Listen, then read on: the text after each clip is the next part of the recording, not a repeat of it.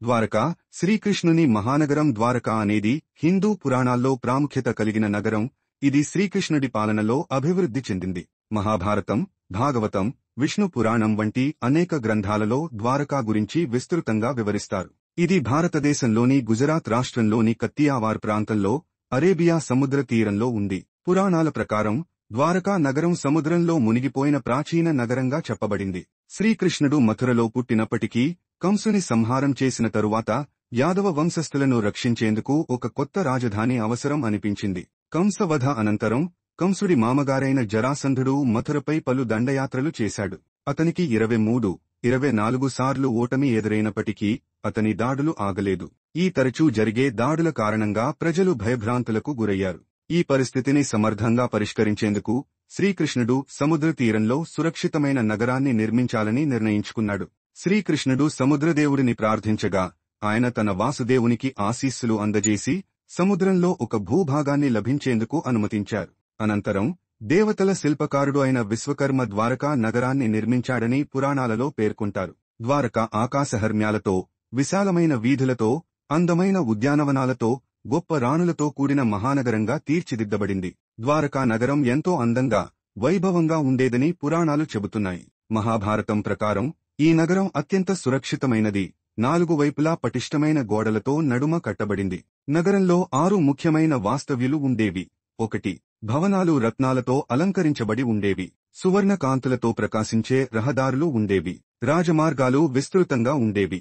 జనజీవనం ఆనందంగా ఉండేది. పెద్ద పెద్ద సంతలు, వాణిజ్య కేంద్రాలు ఉండేవి. ప్రజలు సంపన్నంగా, సుభిక్షంగా జీవించేవారు. శ్రీకృష్ణుడు ద్వారకాలో వాసుదేవునిగా ప్రజలను పాలించాడు. ఆయా కాలంలో ద్వారకా ఒక ధర్మపాలన రాజధానిగా నిలిచింది. ఆయన పాలనలో ప్రజలకు న్యాయం, ధర్మం రాజ్యమేలేవి. ద్వారకా రాజ్యంలో ఎన్నో ధనవంతులుండగా అక్కడ ప్రజలు వైభవంగా, ప్రశాంతంగా జీవించేవారు. శ్రీకృష్ణుడు కేవలం ఒక రాజు మాత్రమే కాకుండా ఓ మార్గదర్శకుడు, ధర్మరక్షకుడు కూడా. ద్వారకాలోని ప్రసిద్ధమైన సభను సుధర్మ సభ అని పిలిచేవారు. ఇది ఒక గొప్ప రాజ్యాంగ సభ. ఇక్కడ ప్రజలు తమ సమస్యలను తెలియజేసే అవకాశం కలిగేవారు. ఈ సభలో ముఖ్యంగా ధర్మ, రాజనీతులు చర్చించబడేవి. ఇది ద్వారకా రాజ్యంలో ప్రజలకు న్యాయం అందించేందుకు ఉపయోగపడింది.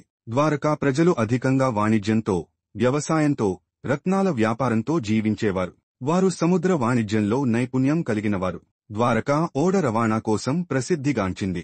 ద్వారకా ప్రజలు ధనికులు మాత్రమే కాకుండా ధార్మికులుగా కూడా ఉండేవారు. మహాభారతం కాలంలో ద్వారకా అత్యంత శక్తివంతమైన నగరంగా ఉన్నది. మహాభారత యుద్ధంలో శ్రీకృష్ణుడు ద్వారకా నుండి కౌరవులను ఓడించేందుకు పాండవులకు సహాయం చేశాడు. అయితే ఈ యుద్ధం అనంతరం ద్వారకా నగరం ధ్వంసానికి దగ్గరపడింది. శ్రీకృష్ణుడు మహాభారతం అనంతరం దుర్యోధనుని కుమారుడు దుర్యోధన శాపం, అలాగే మునుల శాపాల వల్ల యాదవ వంశానికి కలిగిన శాపాల కారణంగా ద్వారకా నగరం నాశనమయ్యిందని పురాణాలు చెబుతున్నాయి. యాదవులు పరస్పర కలహాలతో తామే నాశనమయ్యారు. శ్రీకృష్ణుడు చివరగా ఒక వనంలో ధ్యానం చేస్తుండగా ఒక వేటగాడు పొరబడి ఆయనను గాయపరిచాడు. ఆ తర్వాత శ్రీకృష్ణుడు వైకుంఠానికి చేరాడు. శ్రీకృష్ణుడు వదిలివెళ్లిన తర్వాత ద్వారకా నగరంపై సముద్రం ఎగసిపడింది. ఈ మహానగరం నెమ్మదిగా సముద్రంలో మునిగిపోయింది. అర్జునుడు అక్కడ ఉన్న మిగిలిన ప్రజలను తీసుకుని హస్తినాపురానికి తరలించాడు. ఈ సంఘటన మహాభారతం ముగిసిన 36 ఏళ్లకు జరిగింది. ద్వారకా నగరం సముద్రంలో మునిగిపోయిందని చెప్పబడినప్పటికీ 20వ శతాబ్దంలో చేపట్టిన పరిశోధనల్లో గుజరాత్ తీరంలో సముద్రగర్భంలో ప్రాచీన నగర అవశేషాలు కనిపించాయి. వాటిలో రాతి నిర్మాణాలు, పురాతన నాణేలు, ఇతర నగర నిర్మాణ అవశేషాలు లభించాయి. ప్రస్తుతం గుజరాత్లోని ద్వారకా నగరంలో ద్వారకాధీశ్ ఆలయం ప్రసిద్ధిగాంచింది. ఇది శ్రీకృష్ణుని ప్రధాన ఆలయాల్లో ఒకటి. ప్రతి ఏడాది లక్షలాది భక్తులు ద్వారకా సందర్శిస్తారు. ద్వారకా నగరం ఇప్పటికీ చారిత్రకంగా, పురాణపరంగా, ఆధ్యాత్మికంగా ఎంతో విశేషమైనది. ఇది కేవలం ఒక పురాణగాథ మాత్రమే కాదు, భారతీయ నాగరికతలో ఒక మైలురాయి. ద్వారకా గురించి మరింత అధ్యయనం చేస్తే మన పురాతన నాగరికత ఎంత అభివృద్ధి చెందినదో అర్థమవుతుంది. ద్వారకా గురించి పురాణాల్లో విస్తృతంగా చర్చించినప్పటికీ దీనికి సంబంధించిన కొన్ని అసాధారణమైన, అంతుచిక్కని అంశాలు కూడా ఉన్నాయి. ఈ నగరం ఎలా అభివృద్ధి చెందింది? ఎందుకు సముద్రంలో మునిగిపోయింది?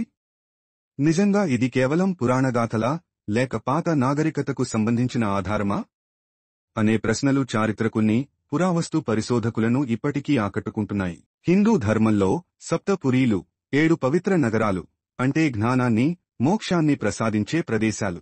అవి 1 అయోధ్య 2 మథుర 3 మాయాపురి 4 కాశీ వారణాసి 5 కాంచీపురం 6 అవంతిక ఉజ్జయిని 7 ద్వారకా ప్రపంచవ్యాప్తంగా అనేక పురాతన నాగరికతలు సముద్రంలో మునిగిపోయాయి. వాటిలో కొన్ని అట్లాంటిస్, ఇది గ్రీకు పురాణాల్లో చెప్పబడిన ఒక మిస్టీరియస్ నగరం. ద్వారకా భారతీయ పురాణాల్లో చెప్పబడిన మహానగరం. పౌలోపెత్రి, గ్రీస్, 5000 సంవత్సరాల క్రితం మునిగిపోయిన నగరం. యోన్గేన్గుండ్, చైనా, ఇది మింగు రాజవంశం కాలంలో మునిగిపోయింది. ఇవి అన్నీ చాలా పురాతనంగా ఉండటమే కాకుండా సముద్రంలో మునిగిపోవడం వల్ల శాస్త్రవేత్తలకు, చరిత్రకారులకు గందరగోళంగా మారాయి. 1983లో మొదటి పురావస్తు పరిశోధన, భారత ప్రభుత్వం ఆధ్వర్యంలో మొదటిసారిగా ద్వారకా సముద్ర పరిశోధన చేపట్టింది. గుజరాత్ తీరంలో 2001 పరిశోధన, సబ్మెరైన్ రాడార్ ద్వారా 9500 ఏళ్ల నాటి నగర అవశేషాలు బయటపడ్డాయి. పెద్ద రోడ్లు, ప్రహారీ గోడలు, ద్వారకా సముద్ర గర్భంలో రాతి నిర్మాణాలు కనుగొనబడ్డాయి. ఈ ఆధారాలు పురాణాల్లో చెప్పిన ద్వారకాతో ముడిపడి ఉండవచ్చని భావిస్తున్నారు. పురావస్తు పరిశోధనల్లో ద్వారకా సమీపంలో దాదాపు 90,000 పురాతన ఇటుకలు, బ్రిక్స్ లభించాయి. ఇవి అత్యంత శాస్త్రీయంగా కట్టబడి ఉండటంతో ఇది ఒక భారీ నగర నిర్మాణానికి సంబంధించిందని భావిస్తున్నారు. ద్వారకా నగరం మునిగిపోవడానికి ప్రధానంగా 3 కారణాలు చెబుతారు. 1. గాంధారి శాపం.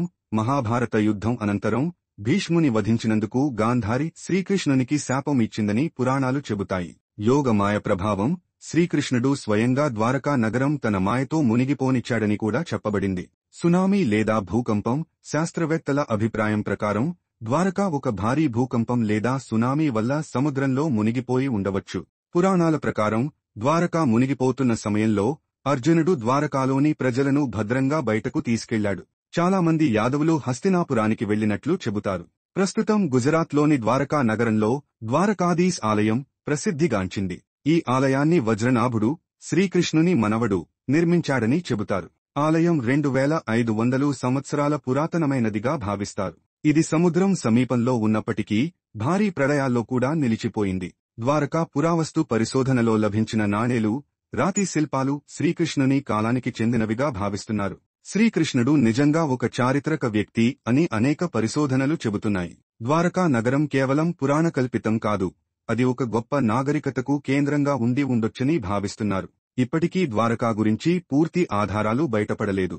అయితే ఈ నగరం భారతీయ పురాణాల్లో చెప్పినట్లు నిజంగా ఒక గొప్ప మహానగరమే అని అనేక పరిశోధనలు నిరూపిస్తున్నాయి. భవిష్యత్తులో మరిన్ని సముద్ర పరిశోధనలు జరిగితే ద్వారకా గురించి మరింత సమాచారం బయటపడొచ్చు.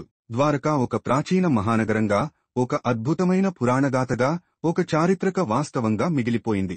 ఈ నగరం సముద్రంలో మునిగిపోయినా దీని చరిత్ర, మహత్యం మన హృదయాల్లో శాశ్వతంగా నిలిచిపోయాయి.